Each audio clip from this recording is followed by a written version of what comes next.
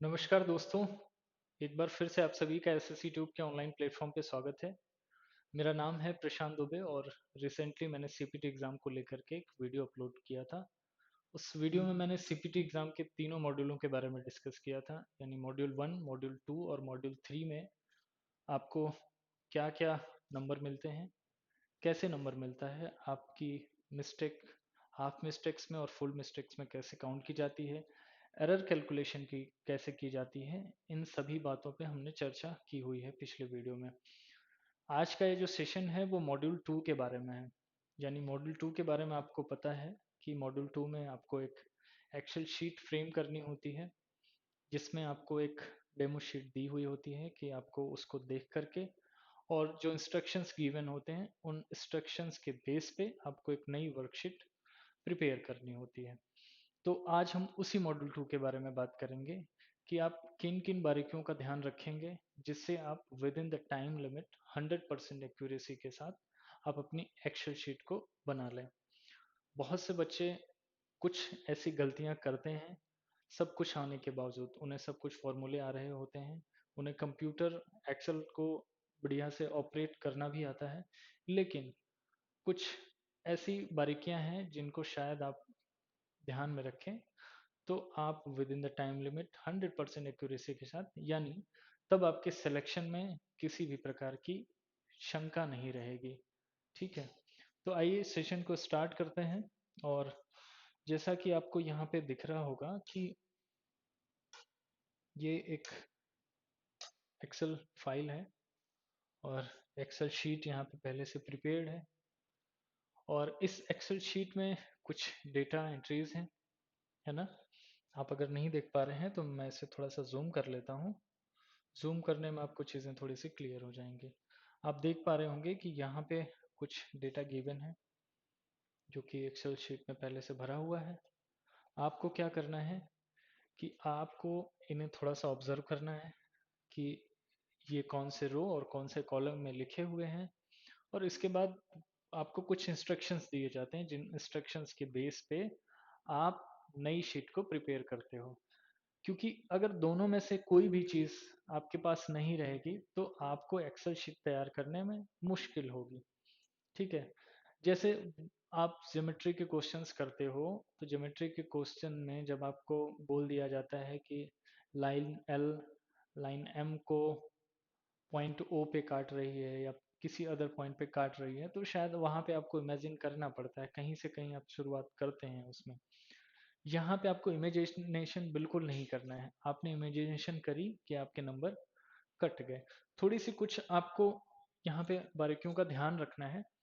जैसे जब ये शीट आपके सामने आती है, डेमो शीट है ये, आपको बिल्कुल ऐसा ही डेटा तैयार करके उन्हें देना है, वर्कशीट तैयार करके देनी है।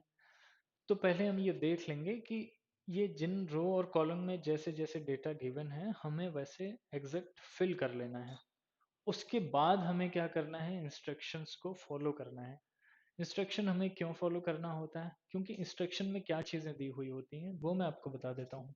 आपने यहाँ से तो ये देख लिया, आपको अगर इतना आप पहचानते होंगे तो आप ये कॉलम पहचानते होंगे, ये कॉलम आपको दिख रहा होगा, ये रो आपको दिख रही होगी। अगर इस सेल की मैं जगह पूछूं कि इस सेल की जगह क्या है, तो इस सेल की जगह है B6। ठीक है, इतना ऑब्जर्वेंस आपका होना चाहिए कि आप किसी सेल की जगह तुरंत पकड़ पाएं। अगर आप नहीं पकड़ पाते हैं तो आप जब अपने माउस से इस सेल को क्लिक करेंगे ना, देखिए मैं क्लिक करके दिखाता हूँ। जैसे मैंने क्लिक किया तो यहाँ पे इस सेल की इन्फो आ जाती है, यानी कौन सी सेल है ये, D7। डी आपका कॉलम हो गया, 7 रो हो गई। ठीक है, अब यहाँ पे आप गलतियां क्या करते हैं वो मैं आपको बता देता हूँ थोड़ा सा।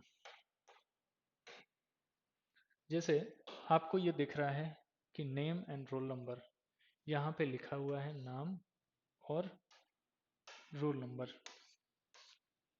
अब आपको ये नहीं पता कि ये बोल्ड में है या फिर इसका फॉन्ट कैसा है, क्योंकि फॉन्ट वाले कॉलम में कुछ तो डिफ़ॉल्ट फॉन्ट सेटिंग दी हुई होती है आपको। जैसे आपका फॉन्ट का जो स्टाइल है वो एरियल है, आपके फॉन्ट का जो साइज है वो 12 पे सेट है। ठीक है। लेकिन कुछ चीज़ों को आप रिकॉग्नाइज कर पाएंगे, कुछ चीज़ों को रिकॉग्नाइज नहीं कर पाएंगे। जैसे यहाँ पे ऊपर जितने भी टूल्स दिए गए हैं, सबकी अपनी अपनी जगह है इस एक्सेल शीट को मेंटेन करने में। यानी फॉन्ट ये डिसाइड करता है कि आपका फॉन्ट कैसा दिखेगा, अलाइनमेंट ये डिसाइड करता है, यानी इसका यूज़ करके आप अपने फॉन्ट को left, right, up, down, centre में रख सकते हैं। नंबर्स के फीचर आप अगर पेड बैचेस में पढ़ रहे होंगे तो मैं बता दूं, कैलकुलेशन वगैरह में, फॉर्मूले वगैरह में इसका यूज़ आता है। स्टाइल आप समझ रहे होंगे, सेल आपने समझा, एडिटिंग समझी आपने। बेसिक जो फीचर्स हैं आपको एक्सेल यूज़ करने के लिए, वो आपके फॉन्ट और अलाइनमेंट है। तो इनके लिए हमें इंस्ट्रक्शंस को पढ़ना पड़ता है, और भी कई ऐसे डेटा एंट्रीज हमें करने होते हैं जिनके लिए हमें इंस्ट्रक्शंस को पढ़ना होता है। तो आइए, अब पहले हमने क्या बताया कि आपको ये data as it is fill कर लेना है, जैसे ये दिख रहे हैं, जिस कलर में दिख रहे हैं, जितना आपको समझ में आ रहा है आप एज इट इज़ फिल कर लीजिए। वहाँ पे आपको बिल्कुल भी दिमाग लगाने की ज़रूरत नहीं है। मैंने पहले भी बताया था कि आप अगर इस एग्ज़ाम में दिमाग का इस्तेमाल करते हैं तो वो आपकी सबसे बड़ी भूल होगी। आप दिमाग मत लगाइए, दिमाग आप एग्ज़ाम से पहले लगा लीजिएगा। ठीक है, कि मैं एग्ज़ाम में जाऊँगा तो चीज़ों को कैसे इनिशिएट करूँगा, कैसे मुझे करना होगा। अब हमें क्या करना है कि इस डेटा को as it is new Excel sheet में फिल करनी है, उसके बाद उस पर इंस्ट्रक्शंस को अप्लाई करना है। मेरा पूरा बताने का सिर्फ और सिर्फ इतना मतलब है कि आप इसे कम से कम समय में कैसे फिल करें। यानी आप जैसे जब इसे फिल करना शुरू करेंगे, तो जैसे आपने लिखा स्टूडेंट, तो जनरली जो बच्चों की गलतियां होती हैं कि वो उसे गलतियां नहीं कहेंगे, ये आदत में शुमार होता है कि आप कंप्यूटर का ठीक ठाक इस्तेमाल करते हैं तो कोई भी या तो आप गूगल सर्च कर रहे होते हैं तो आप तुरंत एंटर दबाते हैं, आपने सेल में कुछ लिखा, कुछ डाटा आप सेल में रखते हैं, लिखते हैं, तो आप तुरंत एंटर की प्रेस करते हैं। तो इतना ध्यान रखिए कि अगर आपको कॉलम वाइज जाना है तो आप एंटर का इस्तेमाल करिए, और स्टूडेंट लिखने के बाद फिर आप जब नाम लिखने पे आते हैं, जैसे नेहा, अंकित, पवन, सना, हेमा, तो आप एंटर की प्रेस करते हुए नेक्स्ट सेल पे आते जाएंगे और नेम आप फिल करते जाएंगे। अगर आपने प्रैक्टिस नहीं कर रखी है, आप पहले से चीज़ों को लेकर के कंफ्यूज हैं, तो आपके माइंड में ये चल रहा होगा कि पहले मैं ये रो को कंप्लीट कर लेता हूँ, यानी पहले मैं स्टूडेंट लिखता हूँ, फिर सब्जेक्ट 1 लिख लूंगा, सब्जेक्ट 2, और फिर इस तरह से भरते चला जाऊंगा। आपके माइंड में तो बात ये चल रही, लेकिन जैसे ही आप स्टूडेंट लिखेंगे, आपने एंटर मारा, और आपकी सेल जो है नीचे वाली सेलेक्ट हो जाएगी। फिर आप कंफ्यूज कि अरे ये क्या हुआ। फिर आप क्या करेंगे, फिर एरो की को एक बार लेफ्ट में राइट में क्लिक करेंगे, फिर अप में क्लिक करेंगे, अगर कीबोर्ड का इस्तेमाल जानते होंगे। अदरवाइज आपको फिर से माउस पे हाथ लगाना होगा, जबकि एक्सेल शीट में पूरा खेल आपके कीबोर्ड का है। आप अगर कीबोर्ड को चालांकि इस्तेमाल करते हैं, आपको उसके कुछ बेसिक शॉर्टकट्स पता है, तो शायद इसका इस्तेमाल आप बेहतर बेहतर तरीके से कर पाए। हाँ, अगर डेफिनेटली आपको अगर इसमें जाना है, यानी रो में आपको फिल करना है, तो आप एरो की का इस्तेमाल करें, राइट एरो प्रेस करें और राइट शिफ्ट करते जाएं। ठीक है, चलिए नेक्स्ट हम आते हैं, एक नई एक्सेल शीट बनाते हैं। इसे मैं इरेज कर देता हूँ, और थोड़ा समय दीजिए मुझे।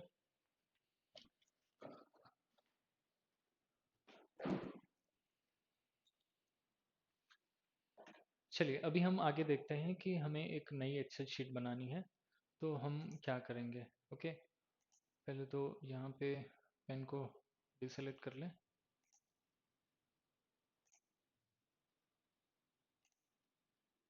ठीक है, ये शीट ऐसे ही रहेगी, हमें इस शीट को देख करके फॉलो करना है। इससे मैं स्प्लिट स्क्रीन में कर लेता हूँ। ठीक है, ताकि चीज़ें आपको दिखें भी और वो फिल भी हो जाएं।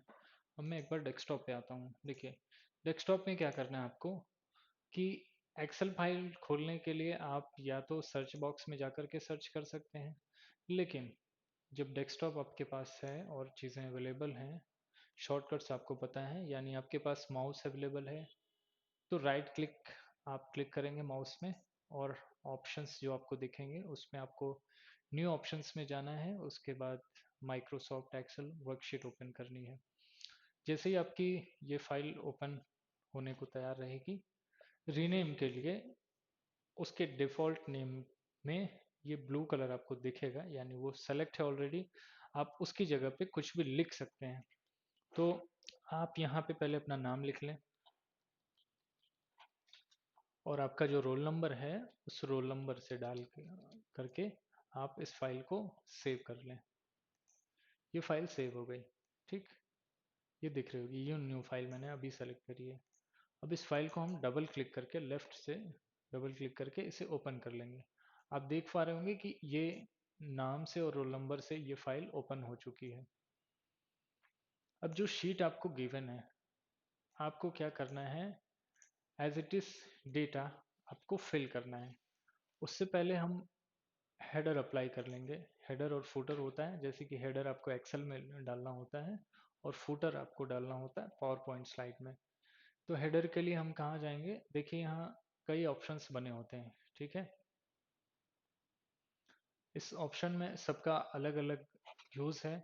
आप अगर पेड बैचेस में क्लासेस ले रहे होंगे तो वहाँ पे आपको बताया जा रहा होगा कि इंसर्ट में आपको क्या मिलेगा, पेज लेआउट में आपको क्या मिलेगा, फार्मूला बार में क्या मिलेगा, डेटा में क्या मिलेगा, रिव्यू और व्यू में, ठीक है।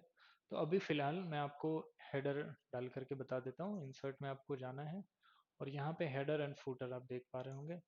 तो हेडर जैसे ही हम सेलेक्ट करेंगे तो यहाँ पे देखिए ये बॉक्सेस बन के आ जाते हैं, ठीक है।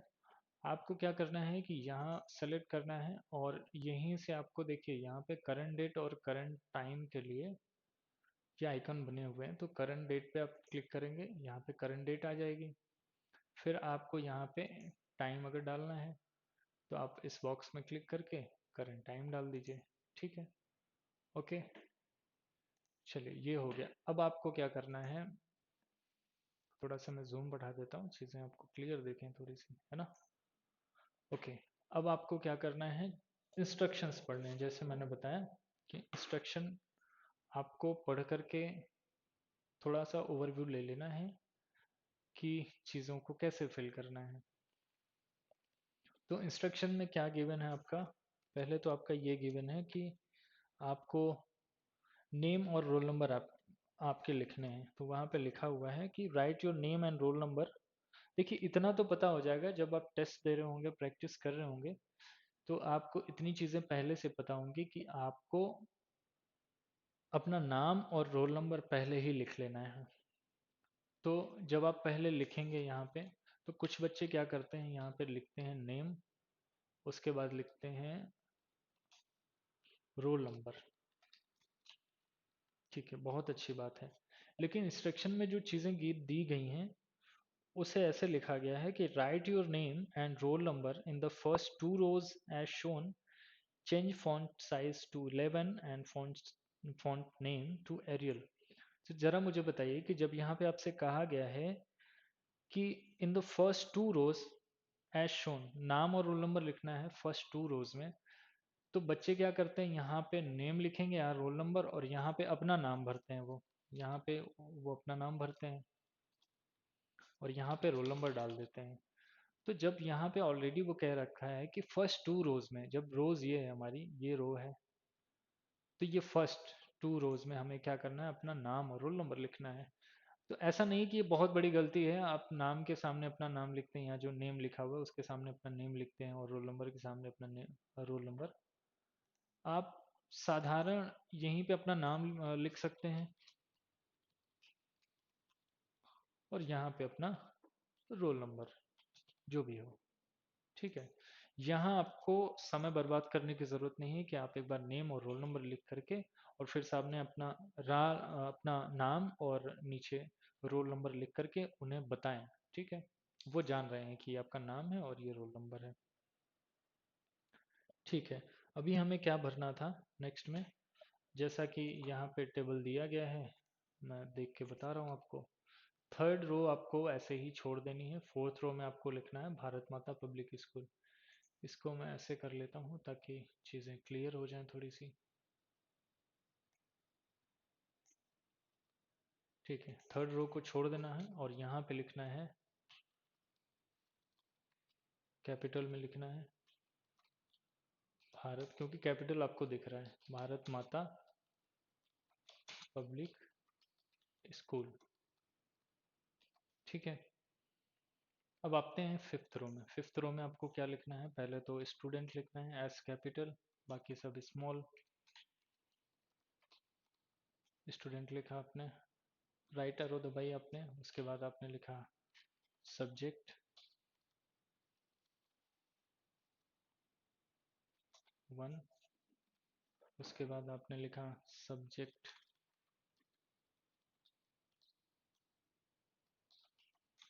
2, फिर आप लिखते हैं सब्जेक्ट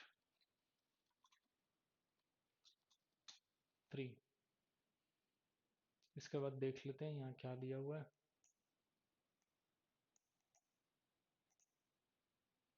टोटल लिखना है आपको उसके बाद, और फिर रिजल्ट लिखना है। तो इसके बाद हम क्या लिखेंगे, टोटल एंड देन रिजल्ट। ठीक है, सॉरी। चलिए, अब यहाँ से हमें क्या कॉलम फिल करना होगा। नाम है जैसे हमारे पास नेहा,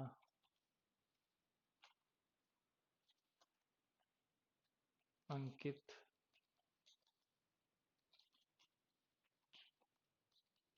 पवन, सॉरी, सना, हेमा, मुरली एंड थेमू। ठीक है, अब यहाँ पे हम ये डेटा फिल कर लेंगे। 52, 34, 54, 23, 21, 78। ठीक है, यहाँ पे क्या है 67, 54, 43, 78, 85, 96। ठीक है, अब सब्जेक्ट 3 में क्या डेटा फिल करना है एक बार हम देख लेते हैं। 46, 64, 49, 67, 78, 34 और 46। ओके,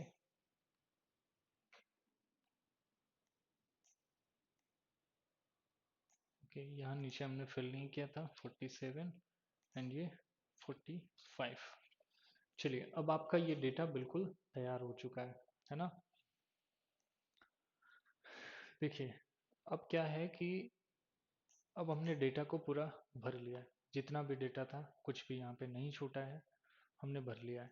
यहाँ पे हिंट दी हुई है आपको, if the total marks less than 100 so pass, sorry, greater than 100 so pass, and if the total marks less than 100 so fail। तो इसके हिसाब से जो ये रिजल्ट वाला कॉलम है ना, ये आपको फिल करना है। तो अब हम क्या करेंगे, अब हमने ये मुश्किल से आपको 5 मिनट लगने हैं। हमारे पास स्प्लिट स्क्रीन थी, शायद इस वजह से ज़्यादा कुछ टाइम लग रहा था, बट जब आपके पास सामने डेमो डेटा होगा आपके पास, तो आप बड़ी आसानी से उसको फिल कर लोगे। तो चलो, अभी क्या है कि हमें ये डेटा हमने फिल कर लिया, अब हम इंस्ट्रक्शंस पढ़ते हैं, है ना। देखिए, आप यहाँ पे परेशान मत होइएगा, जैसे ही सेल छोटी होगी तो अकॉर्डिंगली आप इसे छोटा बड़ा कर सकते हैं। ठीक है, ये रोल नंबर आपको दिखेगा। ओके, अभी हम पढ़ते हैं इंस्ट्रक्शंस को। देखिए, इंस्ट्रक्शन दिया गया है कि set paper size to A4, orientation to portrait and margin to normal. Paper size हमें कहाँ मिलेगी, कहाँ पे मिल सकती है, ये पेज लेआउट जो लिखा है यहाँ पे हमें पेपर साइज मिलेगी। यहाँ पे कहा गया है set paper size to A4, तो साइज हमें A4 ऑलरेडी सेलेक्टेड होती है, बट फिर भी अगर हमें कोई और पेपर साइज दी जाती है तो हम यहाँ से पेपर साइज को सेलेक्ट कर सकते हैं। तो A4 हमने सेलेक्ट कर लिया। उसके बाद हमसे कहा जाता है कि orientation to portrait and margin to normal. Orientation to portrait and margin to normal, ये हमने सेलेक्ट कर लिया। तो ये पूरा पेज जो है अकॉर्डिंगली सेलेक्ट हो चुका है इंस्ट्रक्शंस के हिसाब से। अब ये कहा है कि change font size of cell to 12 and font name to Arial. Cell का साइज कितना होना चाहिए? 12 होना चाहिए और फॉन्ट नेम क्या होता है? एरियल में होना चाहिए। तो ठीक है, कर देते हैं। वैसे हमने ये पूरा ही पहले सेलेक्ट कर लीजिए। अगर इस तरह से दिया हुआ है तो सभी के लिए दिया हुआ है, तो आप पहले सभी को क्या करिए, साइज, सॉरी यहाँ पे नहीं मिलेगा आपको, होम पे ही जाना पड़ेगा।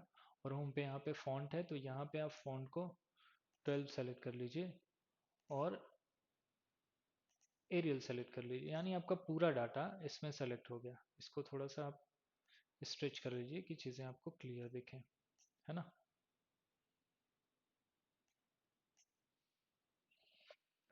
चलिए नेक्स्ट पढ़ते हैं। Merge the cell of row 4।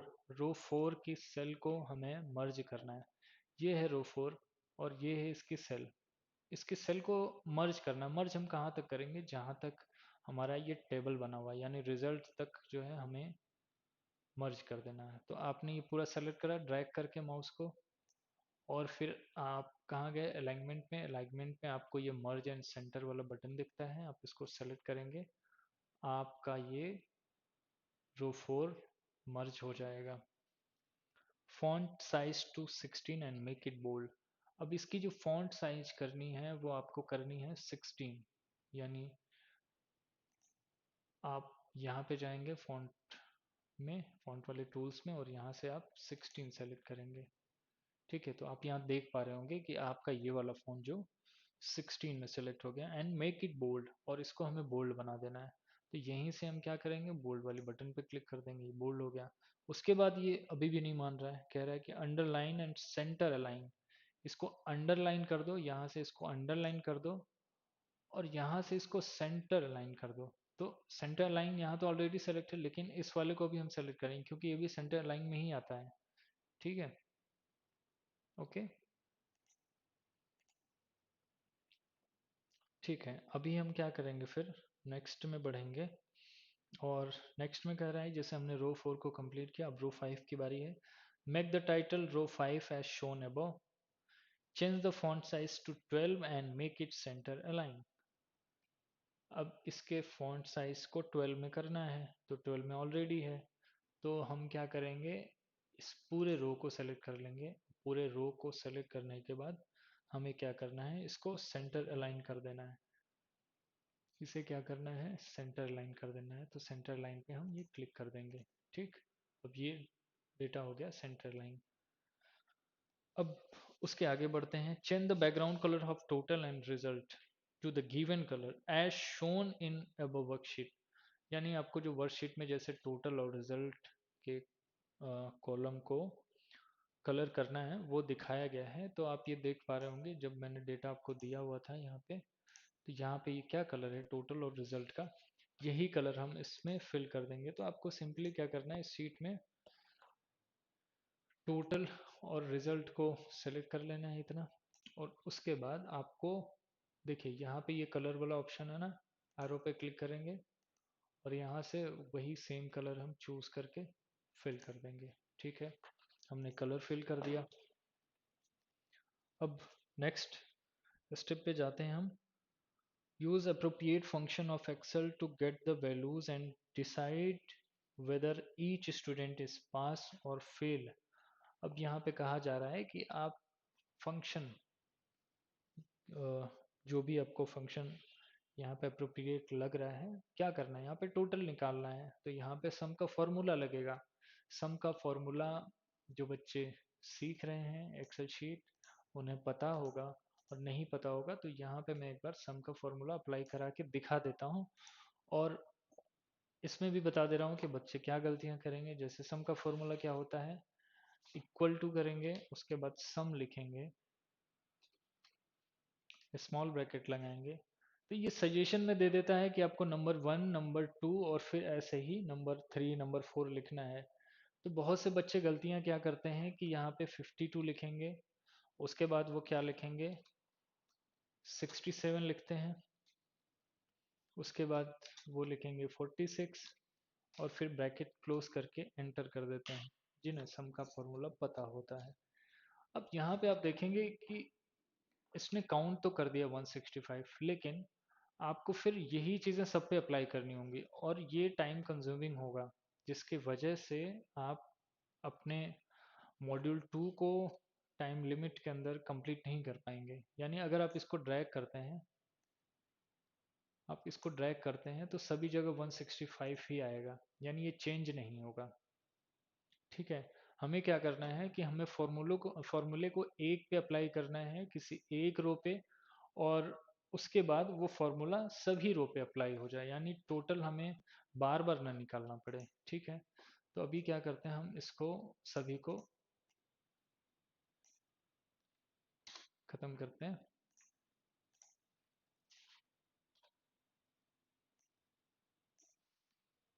Okay, अब आते हैं फॉर्मूले को एक बार फिर से लिखते हैं।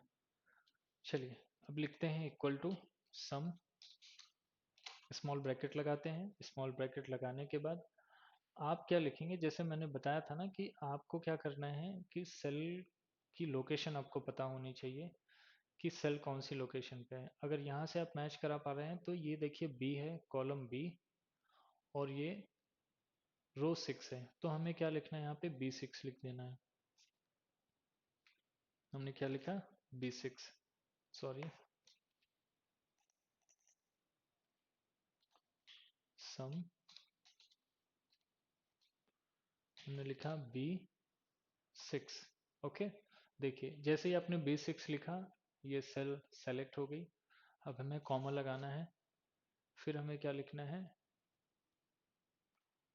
C6, यानी अब सब्जेक्ट 2 में जो ये नेहा ने नंबर पाया है वो C6 वाले सेल में है, यानी 67। तो 67 नहीं लिखना है, हमें लिखना है C6। तो हम क्या लिख देंगे, C6। देखिए दूसरी वाली सेल भी सेलेक्ट हो गई। अब तीसरी सेल कौन सी है, D6 है, तो हम क्या करेंगे, यहाँ पे D6 लिख देंगे कॉमा लगाने के बाद, सॉरी कॉमा ऑलरेडी लगा हुआ है, D6 लिख देंगे, उसके बाद ब्रैकेट क्लोज करेंगे और एंटर बटन प्रेस करेंगे। आप देख पा रहे होंगे कि यहाँ टोटल आ गया। अब सिंपली हमें करना क्या है कि इस सेल को सेलेक्ट करनी है और यहाँ पे एक पॉइंट दिख रहा होगा, इस पॉइंट पे प्लस का निशान बनेगा और इसको हमें ड्रैग कर देना है। ड्रैग कहाँ तक करना है, इस कॉलम तक करना है, यानी 12 वाली रो तक करना है, ई वाले कॉलम को। आप देख पा रहे होंगे कि सारी कैलकुलेशन यहाँ पे हो चुकी है। यानी जो भी फॉर्मूला आपको यहाँ पे माइनस करना हो या फिर कोई कैलकुलेशन करनी, मल्टीप्लिकेशन करनी हो, डिवाइड करना हो, परसेंटेज निकालना हो, आप फॉर्मूला सिर्फ एक सेल में अप्लाई करिए। और क्योंकि पैटर्न वही होगा सबका, चाहे आपको कोई भी एक्सेल शीट बनानी हो, तो उस फॉर्मूले को आप ड्रैग करिए। ड्रैग करने के बाद देख पा रहे होंगे कि ये सभी सेल को इसने कैलकुलेट कर दिया। ओके, अब चलिए, अब नेक्स्ट इंस्ट्रक्शन पढ़ते हैं। यहाँ पे दिया हुआ है create border as shown in the above worksheet. आपको बॉर्डर क्रिएट करना है जैसा कि एबव वर्कशीट में दिया हुआ है। तो बॉर्डर हमें किसके लिए क्रिएट करना है, आप हमें क्या करना है कि उस वर्कशीट को देख लेनी है। ये रही हमारी डेमो वर्कशीट, और डेमो वर्कशीट में जो बॉर्डर दिया गया है वो बॉर्डर आप अगर ऑब्जर्व कर पाए तो इस टेबल में ही दिया गया है। यानी जो आपका रो 4 है इसके ऊपर कोई बॉर्डर नहीं है, रो 5 से लेकर कि रो 12 तक है, एफ कॉलम तक, है ना। तो हमें सिंपली क्या करना है, जितना बड़ा हमारा टेबल है उतना हमें क्या करना है, बॉर्डर सेलेक्ट करना है।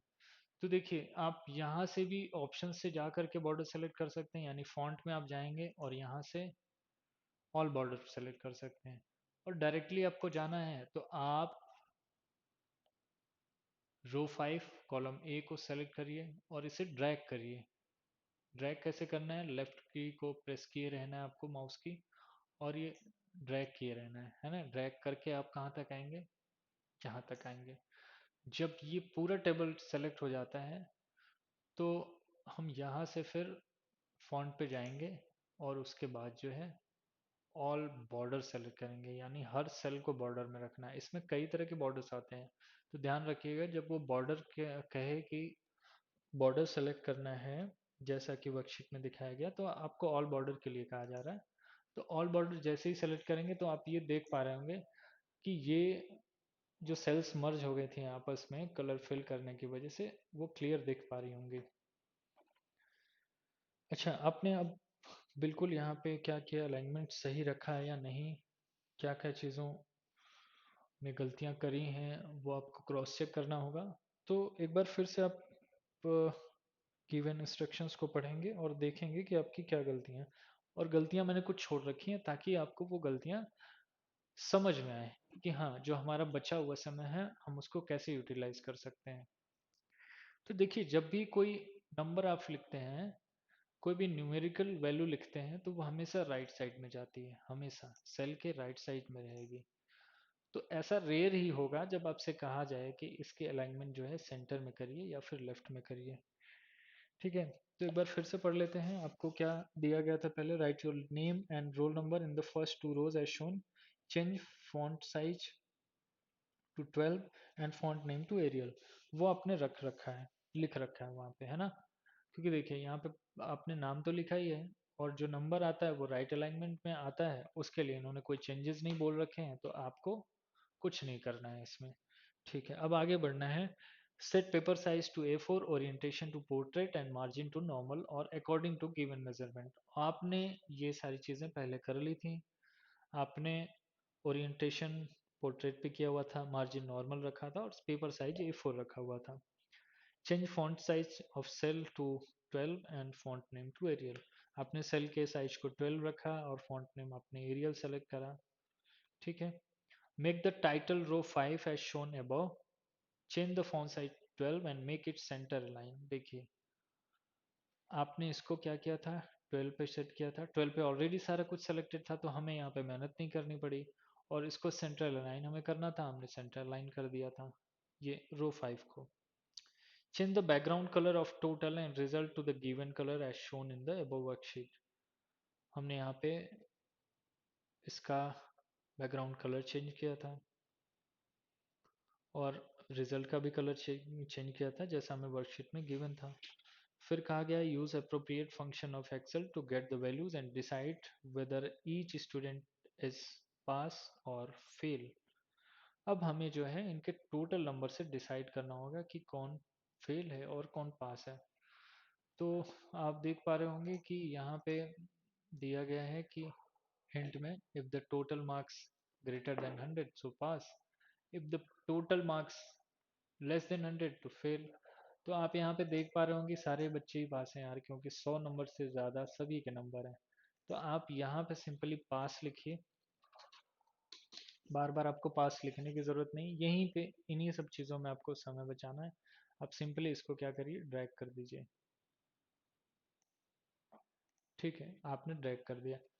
अब यहाँ पे बिल्कुल भी आपको गलती ये नहीं करनी है कि आप, अगर मान लीजिए इस कॉलम को वो सेंटर लाइन के लिए बोलता, उसने सेंटर लाइन के लिए बोला नहीं, चीज़ें वो कुछ भी दिखा सकता है, लेकिन अकॉर्डिंग टू इंस्ट्रक्शन जो चीज़ फॉलो करेगी नंबर आपको उसी पे मिलने वाले हैं।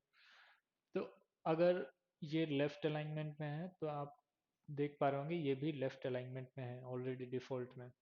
लेकिन अगर इसे ये सेंटर अलाइनमेंट में बोलता और इसे नहीं बोलता सेंटर अलाइनमेंट करने के लिए, तो आपको यहाँ पे दिमाग बिल्कुल नहीं लगाना है, क्योंकि अगर आपने दिमाग लगाया तो यहाँ पे आपके नंबर कट जाएंगे।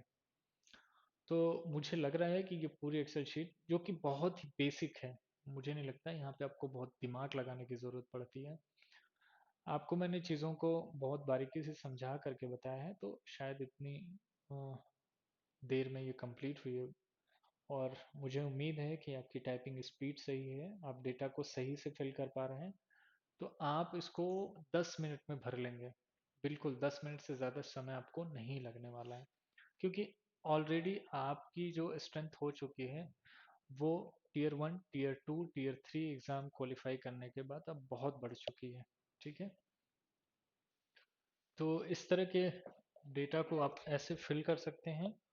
और मैं आपको यही कहूँगा कि एक्सेल शीट को ज़्यादा से ज़्यादा प्रैक्टिस करिए, क्योंकि आप अगर डेस्ट एग्ज़ाम भी क्वालिफाई हो जाते हैं तो एक्सेल शीट बनाने में अगर आप डिस्क्वालीफाई होते हैं या पावर पॉइंट स्लाइड बनाने में डिस्क्वालीफाई होते हैं तो भी आप सीपीटी से तो बाहर चले जाएंगे, यानी सिर्फ टेस्ट एग्ज़ाम क्वालिफाई करने से जो पोस्ट मिलती है आपको, आप वहीं तक सीमित रहेंगे अब अगर आपके नंबर ज़्यादा भी हैं तो। ठीक है, तो इन बातों का ख्याल रखिए। और नेक्स्ट वीडियो में पावर पॉइंट स्लाइड को लेकर के आऊँगा, उसमें जो बारीकियां हैं उन सब बारीकियों के बारे में आपसे डिस्कस करूँगा। और उम्मीद है आप टेस्ट एग्ज़ाम की तैयारी कर रहे होंगे। अब एक्सेल फाइल के बारे में, एक्सेल शीट के बारे में भी मैंने आपसे बता दी, और आप अब अच्छे से तैयारी करिए। तब तक के लिए आपको बहुत बहुत शुभकामनाएं। तैयारी करिए दिल लगा करके। Goodbye. Thank you.